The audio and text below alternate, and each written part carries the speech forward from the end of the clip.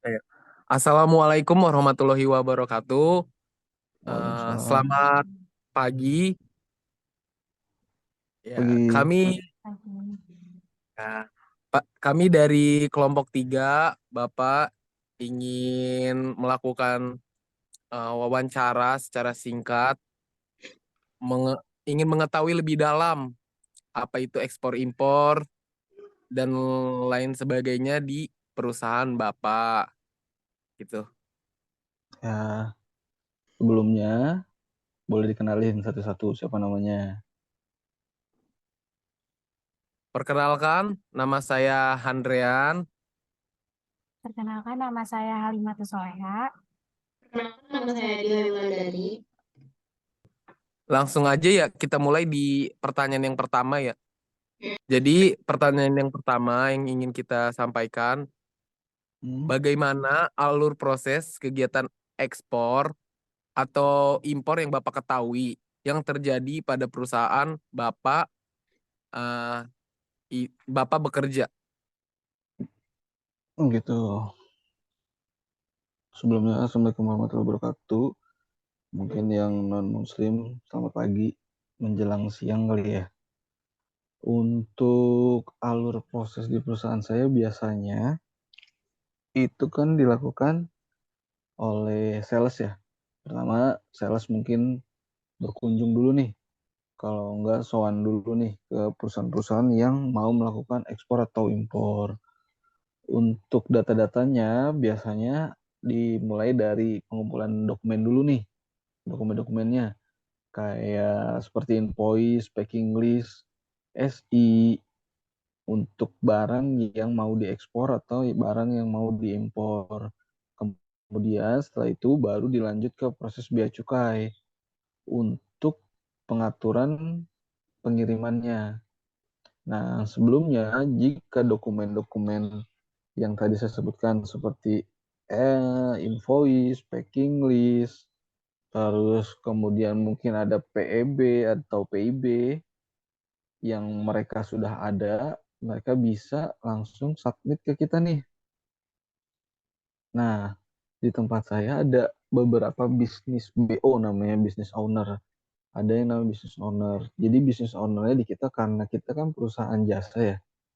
Jadi kita tuh jualannya bisa jualan hanya ngerjain customnya saja sama mobilnya saja dan nanti pengkapalannya ibaratnya yang booking ke pelayarannya direct si customer sendiri bisa. Ada yang mereka nyerahin semuanya nih ke kita nih. Ya udah, misalkan gini, saya mau kamu aja deh, misalkan saya mau Andrean aja deh yang ngirim nih. Saya tahu beres aja. Nih dokumen-dokumennya saya kasih ke Andrean. Nah, jadi nanti kalau kayak gitu itu namanya di tempat itu namanya link job. Jadi proses semuanya itu kita semuanya nih yang ngerjain nih dari A sampai Z. Nah, tapi kalau yang pertama, kalau yang direct, jadi ibaratnya si customernya misalkan customernya Andrean nih mau ngirim ke Jepang. Tapi Andreannya nih udah booking nih ke pelayaran nih untuk kapalnya. Nah, jadi nanti saya cuman ngerjain custom sama trackingnya aja. Sedangkan untuk pengkapalannya nanti diurus sama Andrean karena Andrean yang direct langsung ke pelayaran. Seperti itu. Jadi sebenarnya kita harus tahu dulu nih main jobnya dia apa aja nih. Apa aja nih yang mau dia pakai ke kita nih. Mau pakai semuanya kah atau hanya sebagiannya. Begitu juga dengan dokumennya. PB, NPE-PB-nya tadi tuh apakah si Andrean ini si customernya ini punya program sendiri yang mereka bisa submit sendiri atau mereka meminta kita untuk mengerjakannya itu kurang lebihnya seperti itu Mas Andrean. Oh, oke. Baik Bapak. Terima kasih. Pertanyaan yang selanjutnya, pertanyaan yang kedua. Jadi perusahaan Bapak ini mengirim komoditas apa saja? Ya, yang saat ini Bapak bekerja itu mengirim apa aja komoditasnya yang diekspor? Oh gitu. Untuk komoditinya yang kita kirim macam-macam saat ini ya, macam-macam. Yang lebih banyak sih sekarang otomotif nih. Otomotif. Kita semuanya sih hampir semua ya. Ada otomotif, ada garment, ada steel bar kayak gitu-gitu. Ada bahan-bahan kimia juga ada. Nanti kemudian kalau sekarang sih kebetulan saya lagi ngerjain buat ekspornya Toyota nih yang ke Jebel Ali. Kebetulan itu customer saya sendiri, emang saya juga yang maintain. Jadi ini singkat cerita aja ya. Si Toyota ini dia ngirim ke Jeddah dari Jakarta, cuman barangnya itu bukan dari Indonesia, ngerti nggak maksudnya? Jadi nama ini triangle shipment jatuhnya.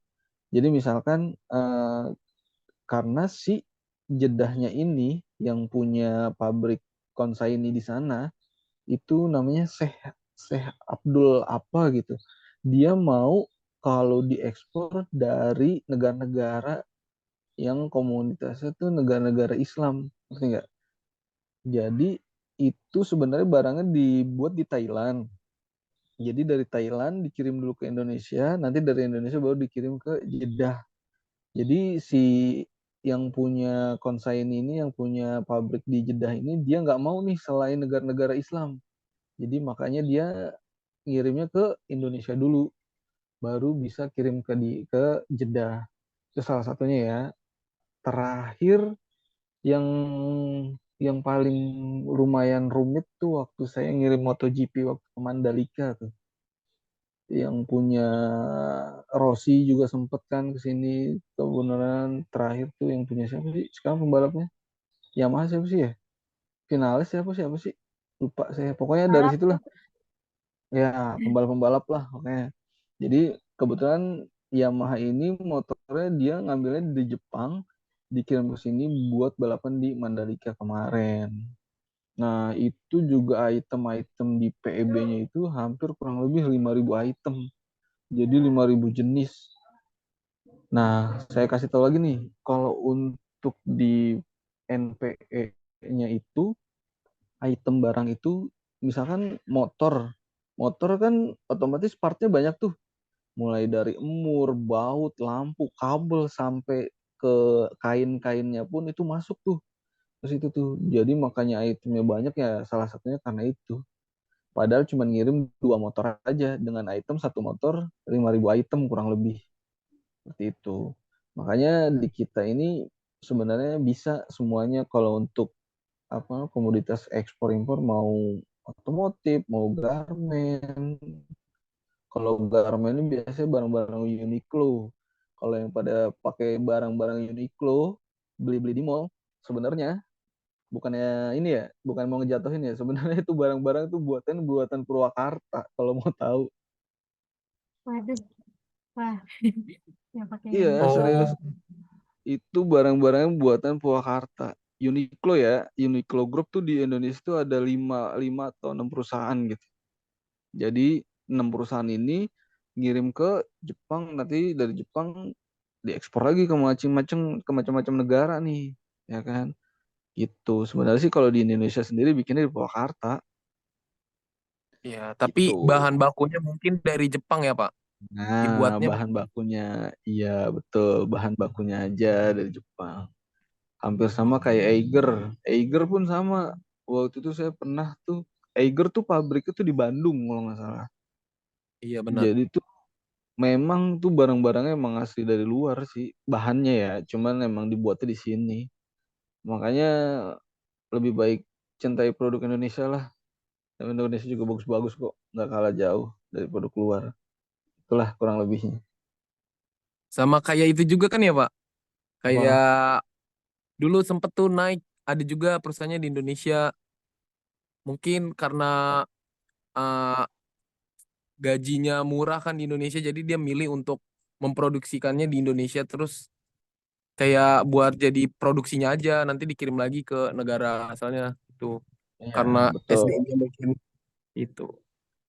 Baik, Ya Bapak. itulah salah satunya lah kayak gitu. Iya, betul. Oke, kita ke pertanyaan selanjutnya aja ya, Pak. Oke. Nah, ini nih Pak, apakah pernah terdapat larangan dan pembatasan jika komoditi tersebut dikirimkan ke suatu negara? Sebenarnya untuk pembatasan di beberapa negara terkait komoditasnya ya, barangnya nih yang mau dikirim. Dia regulasi khusus apa enggak? Kayak misalkan bahan kimia ya. Dia bahan kimia kan ada banyak sertifikatnya tuh. Ya pasti ada kena di sananya. Jadi di sininya mungkin di Indonesia aman, tapi nanti pas destinasi berhubungan karena di negara tujuan mungkin regulasi lingkungannya berbeda dengan di Indonesia ya pasti adalah salah satunya lah. Cuman balik lagi tergantung termpaimannya nih, TOP-nya nih. Si customer ini TOP-nya mau gimana nih? Mau sampai door to door atau sampai door to port aja? Maksudnya door to port. Jadi kita di sini di perusahaan terus cuman nganter sampai port aja.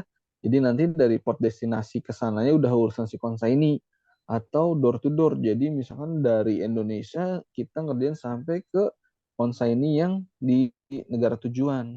Baik lagi ke TOP-nya tadi. Kalau misalkan sampai saat ini sih, alhamdulillah sih ya, nggak pernah ada masalah ya. Cuman paling bermasalahnya di perjalanan sih biasanya. Terakhir kemarin belum lama nih, 2-3 hari yang lalu kita ada kirim barang punya Arnold itu buat ke Thailand apa kalau nggak salah. Jadi tuh di kapalnya itu tuh si kontainernya ini nih mungkin ditumpuk di bawah kali ya. Jadi pada saat si kapal jalan tuh mungkin lagi gede-gedenya nih ombak nih sampai masuk tuh air tuh ke dalam kontainer tuh sampai masuk air dalam kontainer itu ya udah jadi kan karena Arnold kan dia barangnya kan makanan ya di kardus-kardus jadi ada rembes-rembes sedikit gitu ya paling nanti klaimnya ya tergantung si yang tadi saya bilang tergantung tempaimannya dia tempaimannya TOP-nya mau gimana. Cuman kalau misalkan diselidikin dari awal sampai akhir, kalau untuk kasus ini sih sebenarnya bukan kesalahan di saya ya. Memang kan namanya perjalanan di laut kan kita juga nggak tahu ya, nggak bisa prediksi. Ya. Entah dia ombaknya gede atau enggak kan kita juga nggak tahu. Hampir sama lah kayak pesawat nih. Kalau pesawat kan dia misalkan ditunggu gitu ya, barangnya urgent gitu. Ditunggu nih misalkan sekarang jam berapa nih? Misalkan sekarang jam 10 nih. Barangnya mau dipakai nanti jam 1 siang. Kalau naik pesawat, kalau untuk inter-Asia, ya pasti bisa dong ngejar. Karena misalkan kayak ke Singapura aja mungkin 40 menit juga udah paling lama ya sampai ke Singapura ya. Cuma tinggal langsung terbang doang kan. Bisa ngebut lah di atas. Nah kalau kapal kan nggak bisa.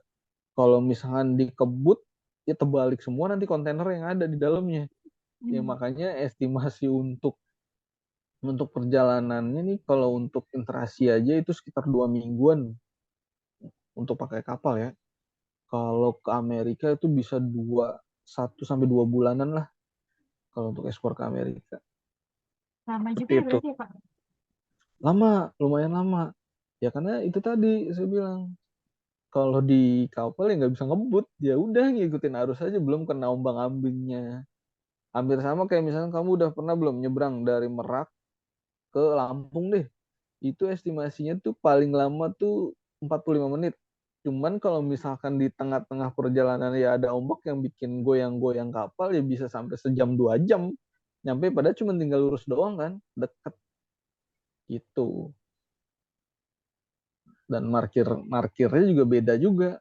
Markir kapal nggak kayak markir mobil langsung masuk aja nggak bisa gitu. Jadi dia mesti muter dulu, mesti muter baru nyandar.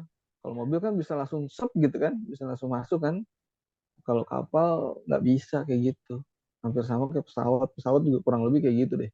Kalau misalkan belum pas banget apa namanya pada posisi buat parkir, dia pasti muter-muter dulu di atas. Kayak gitu. Oke, Pak. Oke Pak. Terima kasih.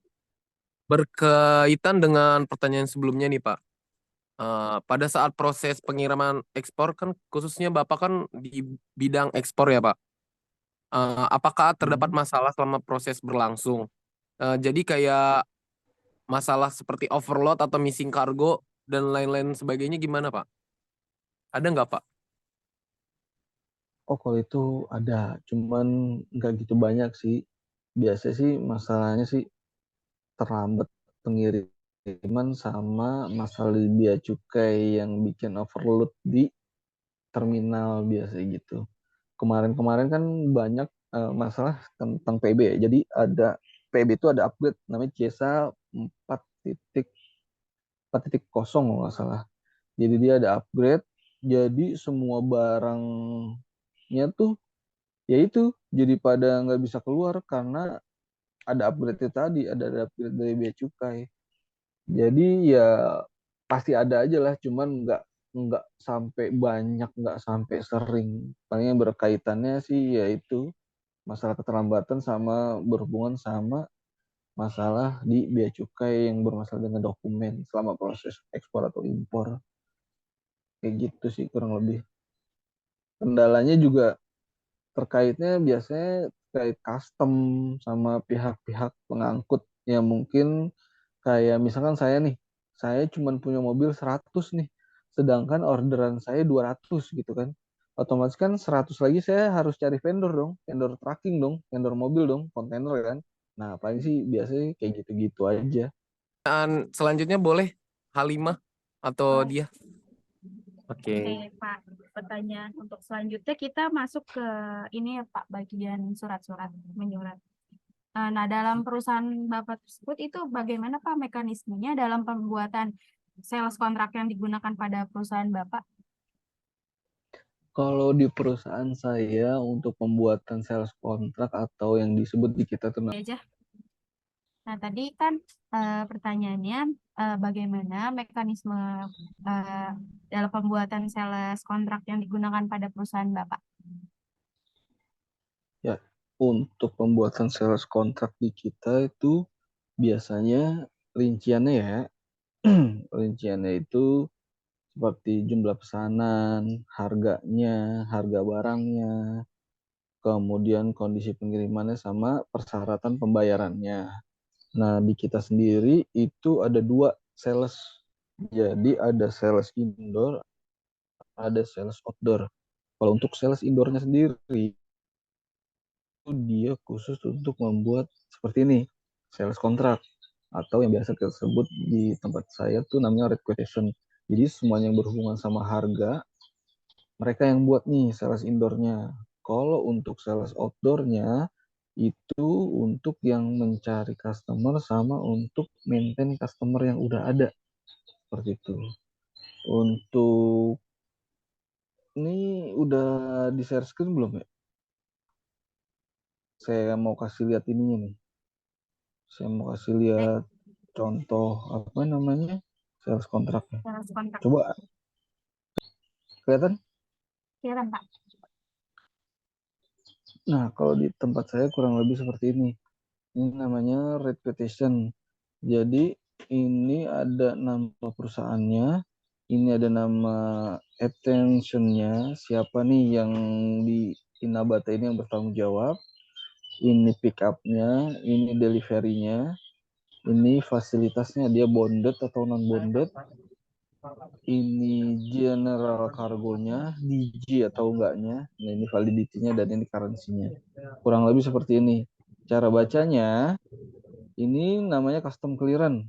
Proses custom clearance yang menggunakan jasa kita nih.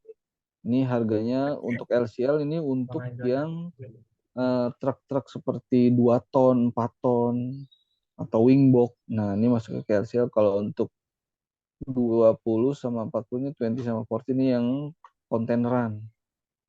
Ini EDI-nya ini yang tadi saya bilang untuk pembuatan PEB-nya. Buatan PEB di kita seharga segini lah. Ini additionalnya kalau misalkan lebih dari 10 dan ini trackingnya. Seperti itu. Nanti saya share juga ini. Tenang aja, ntar saya kasih. Oke, Pak. Terima kasih. Nah, untuk yang selanjutnya, metode pembayarannya yang biasa perusahaan Bapak kerja dalam kegiatan ekspor atau impor itu menggunakan jenis pembayaran apa, Pak? Kalau emang menggunakan LC, bagaimana prosesnya pembayaran pembuatannya gitu? Ini kebetulan bukan bidang saya juga nih. Kita nggak ngurus ke sini juga, tapi yang saya tahu sih kayak sih pakai LC ya. Jadi Ya. semua dokumennya tuh harus melalui verifikasi sama bank juga nih, berhubungan sama bank. Jadi mungkin lebih mudahnya kali ya pasti pakai LC. Jadi karena kan untuk mungkin keamanannya, terus verifikasi dokumennya juga kan ketat. Jadi apa namanya nggak sembarangan orang bisa buat ekspor atau impor gitu. Biasa sih kayak gitu. Ya kayaknya sih pakai LC di tempat saya juga metode pembayarannya. Karena kan Oh, berarti ngelibatin si yang punya sama ke bank pembeli, terus kemudian diverifikasi, terus baru deh dikirim barangnya. Biasanya sih kayak gitu sih. tadi pihak ketiganya itu kayak bank gitu ya, Pak? Ya, pihak ketiganya lewat bank. Jadi ada jaminannya buat garansi juga kan. Kalau misalkan ada apa-apa di jalan, benar nggak? Tapi kalau Iya. misalkan tuh kapalnya kena damage, dia apa namanya terbalik atau apa, ntar yang asuransiin siapa? Kalau nggak pakai LC, ribet juga kan. Pernah ada satu satu ini ya, satu kasus waktu itu. Jadi kita mau ngirim barang punya PT, kalau nggak salah PT Kayaba deh. Itu waktu itu mau ngirim ke Jepang karena dia damage si kapalnya tuh terbalik. Si kapalnya terbalik, si barangnya itu ya udah otomatis kan masuk ke laut kan, nyemplung ke laut kan. Iya, Pak. Nah, kalau misalkan kamu pikirin deh, kalau misalkan nggak pakai LC atau nggak ada jaminan, otomatis kan baik lagi ke kita kan sebagai forwarder nih yang bertanggung jawab untuk ngebayar semuanya. Tapi karena menggunakan LC dan ada jaminannya juga, ada asuransi juga, otomatis ya ditanggung sama bank juga. Jadi aman lah, win-win solutionnya seperti itu. Kalau boleh tahu itu banknya bank apa ya, Pak? Yang menjadi penjamin DLC perusahaan Bapak? Biasanya itu ada, kalau asuransinya ya, kalau asuransi dunia, asuransi itu pakai Tokyo Marine. Kalau banknya HSBC apa ya kalau nggak salah ya, sama ini BOT, banknya tuh BOT tuh apa ya, saya lupa kepanjangannya. Ya kamu cari sendiri deh, saya lupa kepanjangannya BOT apa tuh, pokoknya itulah. Bank-bank ibaratnya bank-bank yang bisa kepake di luar juga, ibaratnya yang internasional. Biasa sih pakainya bank-bank kayak gitu. Kalau asuransi kan otomatis pakai Tokyo Marine tuh. Nah, dia kan udah ngeling kemana-mana kan, udah emang buat asuransi khusus juga kan, Tokyo Marine. Kalau bank ini kayaknya BOT deh. Kalau nggak apa namanya bank apa sih tuh? Ya lebih banyak sih Mandiri, BOT itu sih kebanyakan sih kalau di tempat saya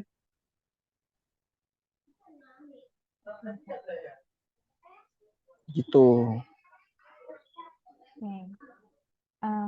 Untuk pertanyaan yang selanjutnya itu pada saat proses pengiriman barang biasanya negara tujuan apa Pak yang sering dikirimkan dari perusahaan Bapak itu? Kalau misalkan di posisi ekspor, kalau jika Kalau diimpor, tolong disesuaikan gitu Pak. Serta dokumen apa saja yang diperlukan ketika melakukan pengiriman barang tersebut tuh. kalau kalau dokumennya yang tadi saya udah kasih ke Halimah ya, kurang lebihnya itu dokumennya. Ada invoice, packing list, ada SI, ada DO yang ke pelayaran, kemudian ada COO kalau dia pakai COO, kan buat meminimalisir biaya masuk juga kan, kalau pakai CO kan lumayan lah 5%. Kalau untuk negara-negaranya yang paling sering hampir semua sih nih, Interasia tuh hampir semua lah. ASEAN ya Pak? Singapura, iya ASEAN hampir semua. Singapura, Jepang, Malaysia, Thailand, Vietnam. Ya pokoknya ASEAN lah. Kalau untuk Eropa, wah Eropa malah lebih banyak. Eropa, Brazil ada, Amerika, hampir seluruh negara. Kalau misalkan kamu bingung ya, kamu bisa searching di web, searching aja nama perusahaan saya, itu kan dia nanti ada di seluruh dunia tuh ada tuh. Nah, kurang lebih segitu deh tuh banyaknya kalau kamu mau rinciin, kalau mau kamu detailin sih. Di Indonesia tuh tempat saya kerja tuh ada dua. Untuk lautnya ada di Priuk, untuk udaranya tuh ada di bandara. Kemudian di Semarang ada, di Batam ada, di Surabaya ada. Di Indonesia tuh. Nah, kalau untuk di luar negeri, kayaknya hampir semuanya deh. Kecuali Palestina sama Israel ya, nggak ada. Susah juga di sana. Lagi dibomba. Iya, susah juga di sana tuh, nggak ada tuh di sana. Cuman yang saya tahu, kalau Amerika juga udah lumayan banyak, ada Amerika, ada terakhir kemarin tuh ada di Hawaii, saya juga baru tahu tuh. Ada nama kantor saya di Hawaii. Jadi kita punya agent juga di Hawaii. Nggak tahu tuh tinggi ngirim apa. Tapi sekarang saya juga belum tahu tuh ngirim apa. Cuman ada lah Oke, itu. oke, baik. Eh, untuk selanjutnya, nah pada saat pengiriman itu biasanya kan ada pihak shipper atau konsignee ya Pak. Setuju menggunakan Hmm. Incoterm atau tidak Pak? Misalkan kalau Incoterm-nya setuju, apa saja sih yang sering digunakan pada shipment Bapak atau perusahaan Bapak itu handling? Hmm. Sebelumnya nih, saya mau tanya nih, tahu nggak Incoterm itu apaan? Ada yang bisa jawab nggak? Apa belum belajar? Tahu nggak? Halimah, dia, siapa nih? Andrean. Kalau Incoterm setahu saya itu kayak kumpulan atau istilah yang menyamakan kayak penjual pembeli gak sih? Kayak barter, perdagangan internasional Ya, gitu. ya jadi gini, Incoterm itu kan udah banyak tuh. Ada FOB, ada CIF, ada XWOK, ada DDP, ada DAP, ada DDU. Nah, itu pun ada kepanjangannya tuh.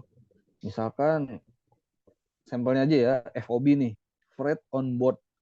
Jadi ocean freight-nya itu dibayar di destinasi, tapi untuk handling lokalnya kayak custom, tracking, terus mungkin ada biaya-biaya dari pelayaran kayak VGM, untuk LCL, kalau untuk fullnya ada THC, ada CFS untuk LCL-nya, ada agency fee, ada BLV. Nah, itu si customer harus itu mempunyai termnya, incotermnya, dia harus ngasih tahu ke kita karena untuk dilampirkan di PEB atau PIB. Nanti apa namanya, setelah pertanyaan selesai ntar kita bahas deh apa namanya tuh dokumen-dokumennya, saya jelasin dokumen-dokumennya. Cuman yang pasti iya memang harus ada, dan yang lebih sering biasanya CIF, FOB sama XWOK kalau di tempat saya untuk Incotermnya. Jadi ya seperti yang tadi saya bilang, Incoterm menentukan kemana nih dia mau nagih nih, ya kan? Mau nagih ke lokal customer kah atau mau nagih ke konsaini kah? Itu sebenarnya buat nentuin itu sih kalau Incoterm tuh. Siapa yang mau bayar gitulah kasarnya kalau bahasa gampangnya seperti itu. Ada lagi? Baik, untuk pertanyaan selanjutnya boleh diteruskan oleh dia. Pertanyaan selanjutnya ada, dari sekian banyak shipment yang diproses, kebanyakan melalui karir laut atau darat, Pak. Sama apakah ada kendala pada saat pengiriman tersebut? Kalau sekarang ya dilihat dari di tempat saya kerja, dilihat dari lifting, kebanyakan sih dari setahun ini udah hampir setahun ya, kebanyakan sih tentatif ya. Ada yang suka lewat laut, ada yang suka lewat udara. Tergantung si customernya nih, barangnya ditunggu di destinasi atau enggak. Kalau misalkan barang, mereka juga kan nggak mau dong orang barang yang nggak ditunggu, ngapain buru-buru juga sampainya, bener nggak sih? Kecuali kalau memang barangnya benar-benar urgent yang harus ditunggu hari ini juga atau mungkin beberapa jam kemudian dari jam sekarang. Mungkin mereka bisa alihkan pakai udara. Jadi untuk mayoritas kebanyakan saat ini di perusahaan saya itu menggunakan laut. Untuk kendalanya ya seperti yang tadi saya bilang, mungkin faktor cuaca, faktor eh, kan mobil nggak ada, trackingnya nggak ada karena vendornya mungkin belum dapat spek yang sesuai atau mungkin vendornya juga overload, mobilnya nggak ada jadi dipakai semua. Kalau untuk laut sih biasa itu. Kalau untuk udara sejauh ini selama mobil pengangkutnya ada dari pabrik ke bandara itu ada dan ready terus, aman-aman aja sih sebenarnya kalau udara sih. Makanya tadi saya bilang tergantung si barangnya nih, kondisinya nih mau urgent atau enggak sebenarnya seperti itu. Gitu, siapa dia? Ini sama kelebihannya apa? Menggunakan karir tersebut yang laut sama udara gitu. Pasti kan ada kelebihannya. Oh, ya kalau kelebihannya dari segi ekonomis ya, dari segi ekonomis ya mungkin ya pasti lebih milih laut lah. Kalau ekonomis mah murah tapi lama, barangnya nggak begitu urgent, yang mendingan pakai yang laut. Bener nggak? Kalau pakai udara otomatis lebih mahal karena dia ngitungnya tuh per tonase. Kalau untuk udara ya, karena kan dia tonase, jadi dalam arti kata gini loh. Kalau laut kan dia itu per kontaineran ya. Jadi satu kontainer itu kan udah ketahuan tuh, misalkan 20 feet, cukup masuk dalam 20 feet ini berapa puluh ribu kilo misalkan gitu ya. Ya kan, misalkan yang pendek nih 20, misalkan dia cuma sanggup sampai 30 kilogram, 30 ribu gitu misalkan. Nah, sedangkan 40 feet misalkan dia bisa sampai 60 kilogram gitu. Ya udah segitu-gitu aja. Udah pas tuh, pasti hitungannya tuh bisa kurang, tapi nggak bisa lebih kalau kontaineran ya. Sedangkan kalau misalkan udara, dia itu bisa masuk berapa aja selama tonasenya masuk ngikutin si apa ya? Ngikutin si kargo biasanya tuh. Kalau misalkan kargonya cuma cukup misalkan satu pesawat itu mungkin berapa puluh ribu kali ya kalau pesawatnya. Ya tinggal disesuaikan saja sama pesawat angkutnya kayak gitu. Cuman untuk meminimalisir yang murah itu, murah ya pakai laut tapi lama. Kalau mau cepet pakai udara, mahal tapi cepet. Tuh ya kan.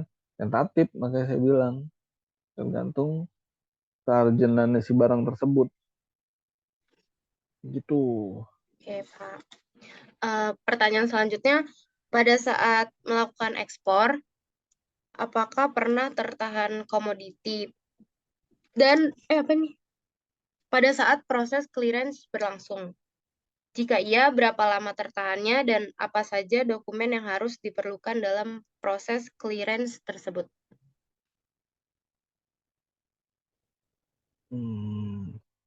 Nah, terkadang komoditas ada sih yang tertahan, yaitu tadi yang saya bilang juga tertahannya biasanya di bea cukai. Untuk waktu penahanannya variasi nih, tergantung kepatuhan dokumennya sendiri. Kalau dokumennya aman-aman aja, ibaratnya lengkap, kayak misalkan dokumennya nih termasuk ada faktur, ada packing list, ada dokumen bea cukai. Dokumen bea cukai itu kayak tadi ya, NPE, PEB, kayak gitu-gitu. Nah, itu bisa cepet. Cuman kalau misalkan dokumen yang bermasalah, berarti kan otomatis mesti kita samain dulu dong sama barang yang mau diekspor. Berarti dokumennya dibenerin dulu dong, dinotu lagi, ibaratnya direvisi dulu, baru bisa dikeluarin, bener nggak?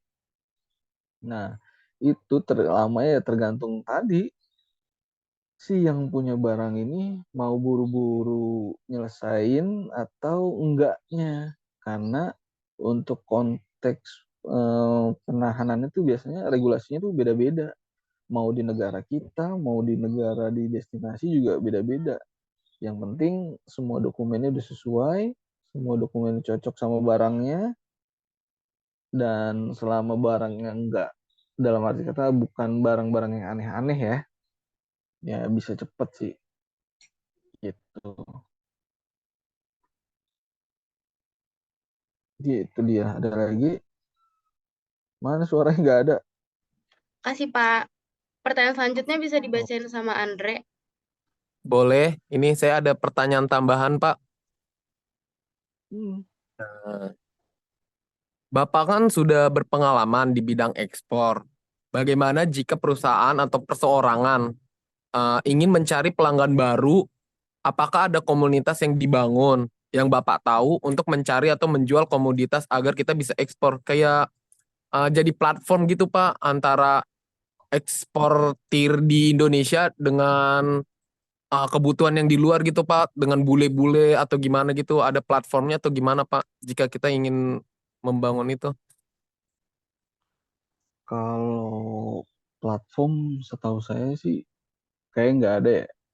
Yang penting kamu harus punya legalitas dulu deh, PT. Seenggaknya CV lah kalau buat ekspor ataupun impor ya. Jadi karena salah satu untuk mengekspor barang itu dia harus udah ada berbadan hukum yang berbentuk CV atau PT. Misalkan saya belum lama nih ada juga customer-nya namanya tuh CV Elok Niaga kalau nggak salah. Itu awalnya dia CV, tapi sekarang dia udah jadi PT.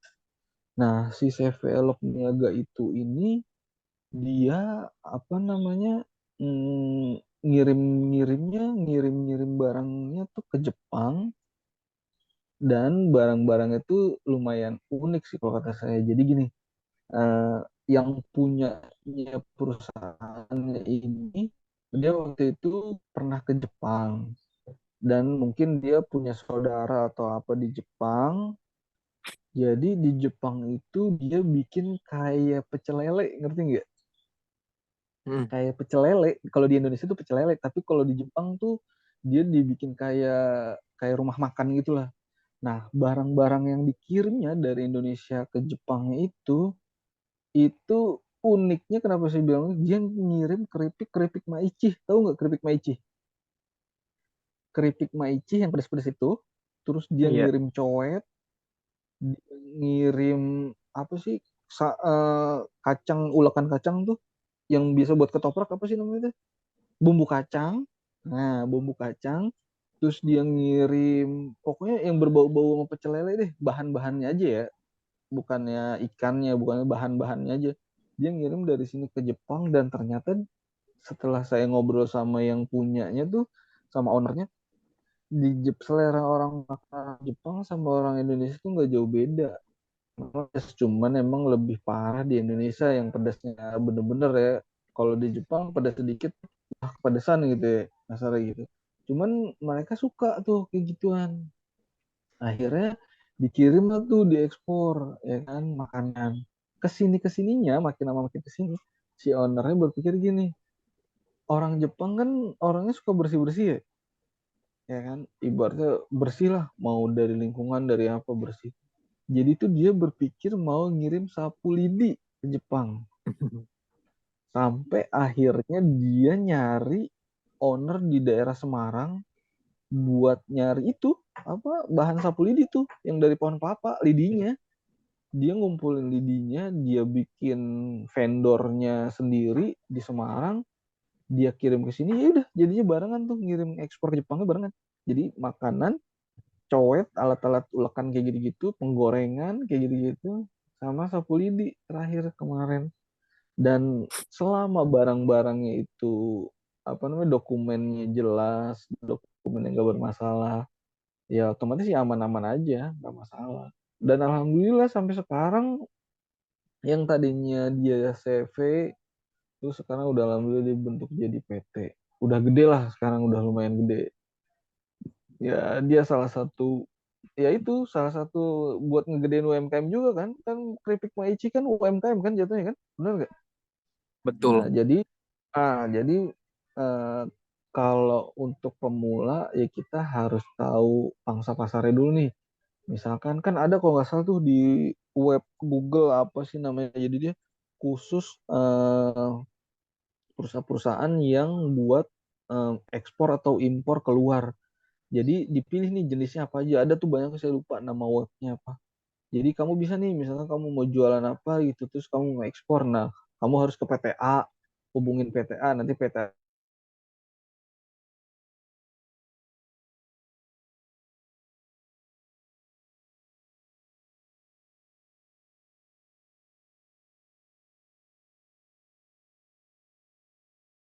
sabun lagi di luar sana yang di Indonesia yang buat eksportir, tapi dia cuman punya namanya aja, barangnya dia nyari sendiri gitu, ngerti nggak? Jadi barangnya dari orang, Oke, Pak. jadi dia kayak trading lah, modelnya hampir sama kayak trading. Jadi dia cuma punya PT-nya, dia nggak punya barangnya, tapi dia yang nyalurin barangnya ke luar negeri. Nah, kayak gitu deh sampelnya. Investasi gitu ya, Pak? Bukan apa bukan? Bukan sih, bukan ke investasi sih. Jadi ibaratnya dia cuman punya nama aja, tapi dia bukan perusahaan. Nggak bikin barang, ngerti nggak? Cuman izinnya doang. Jadi ya jatuhnya pihak ketiga sih emang vendor. Cuman dia yang nyari customernya, kita yang bikin barangnya, nanti barangnya kita kasih ke dia, nanti dia yang jualin gitu. Dengan harga dia. Dia beli pakai harga kita, sedangkan dia jual pakai harga dia gitu. Iya Pak. Nah, Baik, jadi Pak. saya kan Terima kasih. karena semenjak mulai belajar apa ekspor impor ya Pak, saya jadi Hmm, ikut ngeliat-liat juga tuh ada ibu-ibu, sedikit cerita ya Pak. Dia keluar hmm. dari perusahaannya dia kerja saat itu dan dia mulai ekspor dari kecil gitu Pak. Dia dari Facebook Facebook gitu Pak. Dia nyari Oh ya. apa? Masuk ke grup, eh kayak dia kan mau ekspor dari pedesaan gitu kan, dia yang berlimpah itu kan kayak pelepah kelapa gitu ya Pak. Nah, dia dia Nah, masuk ke grup bule yang butuh itu di Facebook Pak, pelepah itu. Nah, dia bangun komunitas di situ. Akhirnya sukses Pak sekarang Pak. Ibu-ibu iya itu. banyak, banyak kayak gitu itu ya itu yang tadi saya bilang. Kalau kamu punya keahlian, punya apa namanya, ibaratnya kreativitasnya dalam arti kata positif ya, kamu suka nge-googling apalah ibaratnya yang berhubungan sama ekspor impor, kamu coba masukin, ya siapa tahu kamu bisa jadi kayak ibu tadi ya kan, kamu bikin komunitas sendiri, terus kamu punya udah tahu nih mau dialihin kemana nih barangnya nih, ya kan? Misalkan si Andrean mau dialihin ke Halimah, Halimah nih yang punya jaringan keluar gitu kan. Udah, Halimah kamu butuh apa? Ntar kita adain nih, kata Andrean misalnya gitu kan. Ntar jadi si Andrean yang nyari barangnya, si Halimah nanti yang nyari customernya di luar. Jadi simbiosis mutualisme, bener gak? Sama-sama kan? Iya Sama-sama betul. sama-sama saling memberi. Dan jadi juga si Halimah juga tahu nih, wah misalkan nih pasar-pasar DJ Amerika misalkan lagi bagus ini nih Andrean, coba cari di sini ada nggak? Andrean nyari, Andrean dapet, ya Andrean jual lagi Halimah, Halimah jual lagi ke Amerika, bener nggak? Ya itu Iya aja, betul. makanya kenapa Pak Presiden dulu Jokowi dia minta pengiriman ekspor impor itu lebih dicepetin, nggak boleh lama-lama lebih dari seminggu atau 2 minggu ya karena itu. Jadi biar cepet perputarannya di Indonesia, mau perputaran ekonominya, mau perputaran pergerakan barangnya, seperti itu. Karena kan barang di pelabuhan juga kan nggak mungkin ditumpuk-tumpuk terus. Ntar kalau misalnya kan pasti ada biaya damage-nya, biaya apa namanya penumpukan ya kan. Nah biaya penumpukannya itu biasanya berkali-kali lebih mahal nanti bayarnya daripada komoditi barangnya. Seperti itu. Ada lagi? Apa mau lanjut nih? Saya jelasin yang ini. Oke, oke Pak, baik Yang Pak. tadi Baik, WhatsApp Pak. ke kali Udah, Pak. Sudah Pak. ini mah buat pengetahuan kalian aja nih. Ini namanya NPE yang tadi saya sudah bilang. Nah, yang tadi saya bilang nih, inkotomnya tuh di sini nih adanya nih. Data penyerahan, cara penyerahan barang. nih FOB nih. Nah, FOB ini jadi freight on board. Jadi biaya ocean freight-nya dibayar sama si agent. Sedangkan nanti kita nagih ke Mikuninya ini cuma biaya lokal charge-nya aja. Nah, biaya lokal charge-nya ini yang tadi saya sebutkan, ada custom, ada tracking, ada PEB atau PB kalau misalkan dia pakai PEB kita. Terus ada biaya lokal charge dari pelayaran, seperti BLV, agency fee, seperti gitu-gitulah kurang lebih. Kemudian ini ada yang tadi saya bilang rate quotation, ini namanya penawaran harga. Penawaran harga ini yang dari kantor saya ke PT ini. Nah, inilah sampel penawaran harga. Tadi kan bilang apa namanya siapa sih yang berhak antara si penjual sama si pembeli ya kan? Di sini di bawahnya ada nih. Ada tuh udah ada tanda tangan dari si mungkin di Jepangnya sana ya, Jepang Inabata. Nah, ini konfirmasinya. Ini konfirmasinya. Nah, jadi harga ini udah bisa kita tagihin ke si PT Inabata ini. Jadi kita buat tagihan ke PT Inabata ini based on ini nih harganya nih. Harga jualnya. Oke? Aman? Aman, Pak. Kemudian ini namanya SI, Shipping Instruction. Udah belajar belum? Belum ya? Pak. Ini ada komoditinya, ini nomor perusahaan, ini komoditi, ini nomor invoice-nya, ini quantity satu kontainernya, ini pick up-nya atau yang punya barangnya, PT-nya. Nah, dia mau ngirim ke Thailand nih, ke Thailand. Ini forwardernya, ini lengkap, ada destinasinya, ada POD-nya, POL-nya, ini ETD-nya, ini ada total paletnya, ini kebetulan kayak ini CL nih. Oh, panjang 1x20. 20 nih. Ini ada si freight ini sama aja kayak FOB nih. Collect, jadi freight-nya dibayar di luar. Nah, ini salah satu yang tadi saya bilang, ini namanya COO, Certificate of Origin. COO ini tergantung negara tujuan. Kalau Jepang biasanya namanya ini CO4 IJEPA, ada CO Form A, Form B, ada CO Kadin. Kalau CO Kadin biasanya berhubungan sama makanan.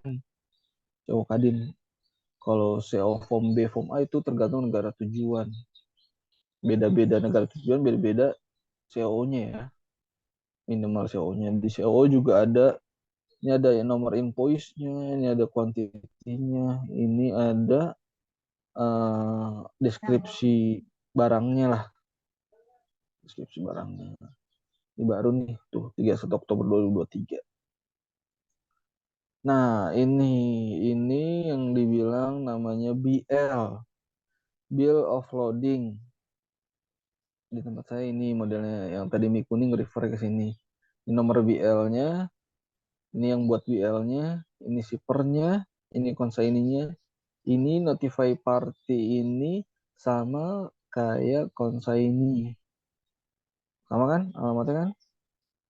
Ini place-nya, BL-nya, POL-nya dari Jakarta ke cabang Thailand destinasi. Ini kapalnya, voyage-nya, dan ini semuanya ada komoditasnya. Kemudian, nah ini ada BO, DO sebenarnya DO. Ini yang booking ke pelayaran. Yang tadi saya sempat bilang di tempat kita kan, di tempat saya itu ada dua, ada yang direct langsung si customer yang langsung ke pelayarannya, ada yang langsung nyerahin semua ke kita. Nah kebetulan ini yang direct langsung nih, langsung ke kita nih, ke kantor saya. Jadi ini pakai One. Kalau tahu, kalau kalian sering lihat kontainer-kontainer yang warna pink, yang tulisan One, nah itu pelayarannya ini. Kayak jasa Ini pengirim nama gitu ya, Pak? ya jasa pengirim, kayak jasa pengirim kontainernya. Jadi trackingnya. Ini ada partnya otomotif, ini kuantitinya panjang atau pendek.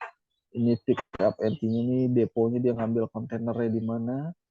Terus ini terminal yang di pelabuhannya, dia di Koja tuh. Tuh, ini seputaran DO. Kalau mau ditanya, langsung nanya aja ya. Nah, terakhir ini nih. Ini invoice packing listnya Mikuni.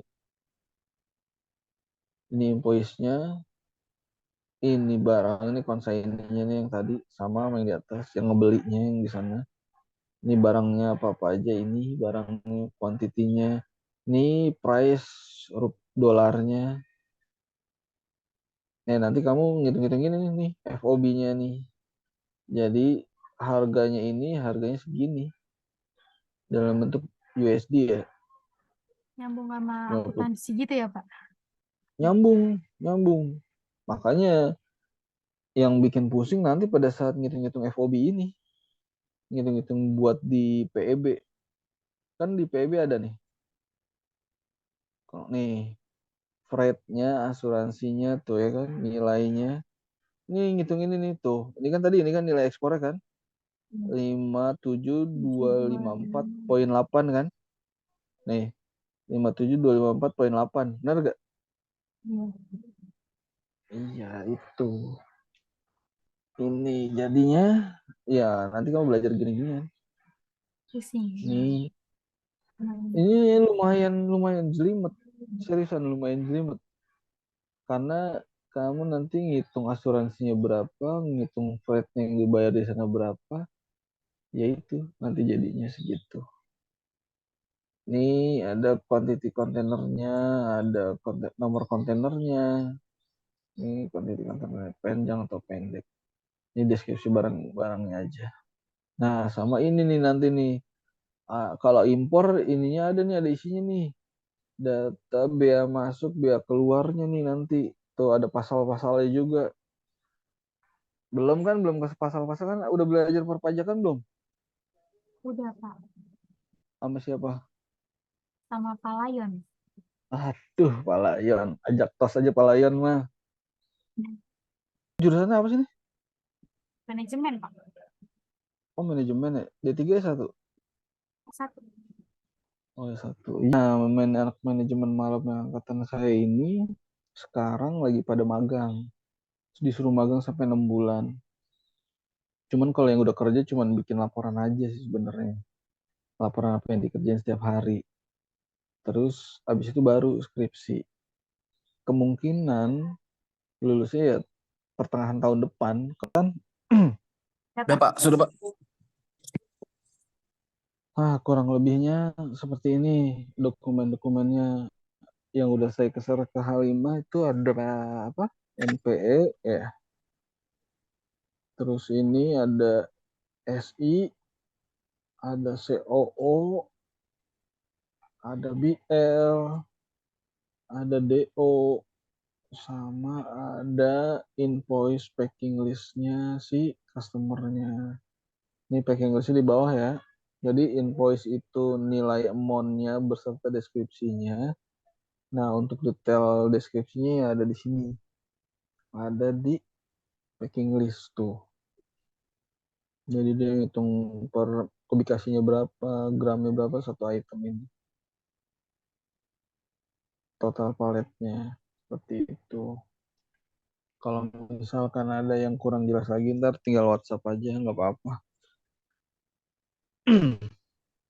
Mudah-mudahan pada lulus mata kuliah dia ya, dapat nilai yang bagus di mata kuliahnya Amin. si Bu Febri. Amin. Karena Amin. Oke, sekiranya begitu Pak, wawancara observasi kita pagi menjelang siang ini. Tadi kita juga udah membahas mengenai Incoterm, proses ekspor di perusahaan Bapak, yaitu perusahaan Yusen Logistik Indonesia ya Pak. Baik, itu aja yang bisa kelompok kita sampaikan. Dari kelompok 3 kan kita ya? Iya, benar. Ya, ya, ah, ya kita mohon pamit Pak. Wassalamualaikum ya warahmatullahi sama-sama. wabarakatuh. Terima kasih ya, Waalaikumsalam Pak, warahmatullahi wabarakatuh. atas Ya, waktunya. makasih sama-sama. Hmm. Sukses Terima ya kasih. semuanya ya. Ya, Ya, murah rezeki, Pak. ya Pak. Amin. Ya udah, Dilancarkan makasih ya. segala Saya urusannya, Lip ya. Pak. Ya. Oke. Oke, Ya. Pak. Terima kasih.